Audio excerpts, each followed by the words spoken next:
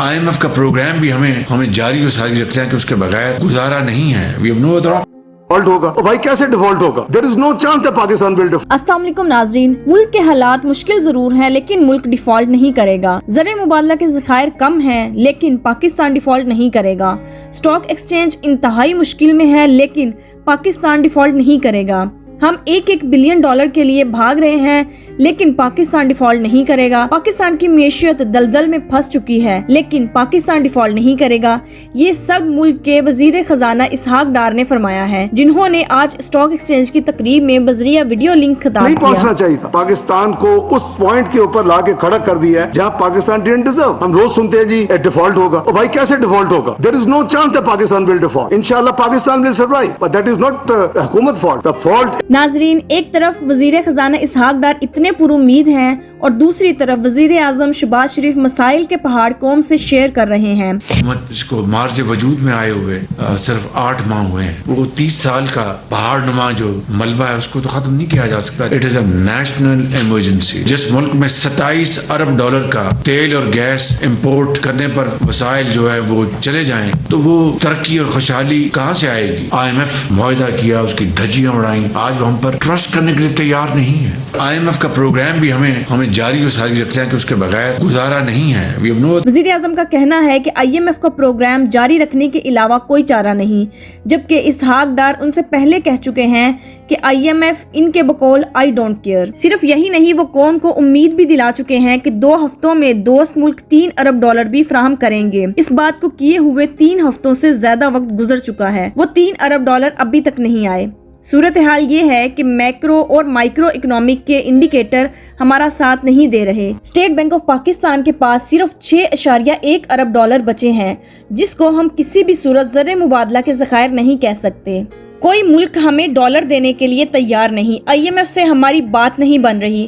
غیر ملکی ادائیگیوں کا تیر سر پر کھڑا ہے. ڈالر کا ریٹ آؤٹ آف کنٹرول ہے. LCs کھل نہیں رہی. خام مال آ نہیں رہا. سرمایہ کاری نہیں بڑھ رہی. 2 گاڑیوں کی کمپنیز نے پلانٹس بند کر دیے ہیں. کارخانوں اور فیکٹریوں کا پہیہ رک چکا ہے. بے روزگاری اور مہنگائی دن بدن بڑھتی جا رہی ہے. سرکاری ملازمین کو تنخواہیں دینا مشکل ہو گیا ہے. ان سب کے باوجود اسحاق ڈار پر امید ہے کہ پاکستان ڈیفالٹ نہیں کرے گا. ناظرین، پہلے بھی اکثر صحافیوں سے سننے میں آیا ہے کہ جنرل باجوہ کا کہنا تھا کہ پاکستان کو ان حالات میں پہنچانے والے اسحاق ڈار ہیں. اب بھی آپ اسحاق ڈار کی مکاری دیکھیں کہ ایک طرف ملک ڈیفالٹ کے کنارے پر پہنچ چکا ہے اور دوسری طرف وزارت بچانے کے لیے کہہ رہے ہیں کہ ملک ڈیفالٹ نہیں کرے گا. اگر اسحاق ڈار مان گیا کہ پاکستان ڈیفالٹ کر جائے گا تو اسحاق ڈار وزارت سے ہاتھ دھو بیٹھیں گے. ان چوروں کی بے شرمی دیکھیے کہ پاکستان جاتا ہے تو جائے مگر ہماری وزارت اور حکومت بچی رہے. ناظرین، جب ایک اکاؤنٹنٹ کے ہاتھ میں ملک کی معیشت دی جائے گی تو ملک کی معیشت کا یہی حال ہوگا جو اسحاق ڈار نے کیا ہے. اسحاق ڈار صرف ایک اکاؤنٹنٹ ہے، معیشت دان نہیں. اسحاق ڈار صرف اس کام کے ماہر ہے کہ اکاؤنٹس میں کس طرح ہیرا پھیری کی جائے، شریفوں کے لیے کرپشن کی جائے اور منی لانڈرنگ کیسے کرنی ہے. یہ صرف اتنا ہی جانتے ہیں. اسحاق ڈار وہ مفرور اور اشتہاری مجرم ہیں جو عدالت میں ایفیڈیوٹ لے کر آیا اور کنفیس کیا کہ میں نے شریف خاندان کے لیے منی لانڈرنگ کی ہے. پھر جنرل باجوہ اسحاق ڈار کو اس ملک کی معیشت کی تباہی کا قصوروار بھی ٹھہراتے ہیں.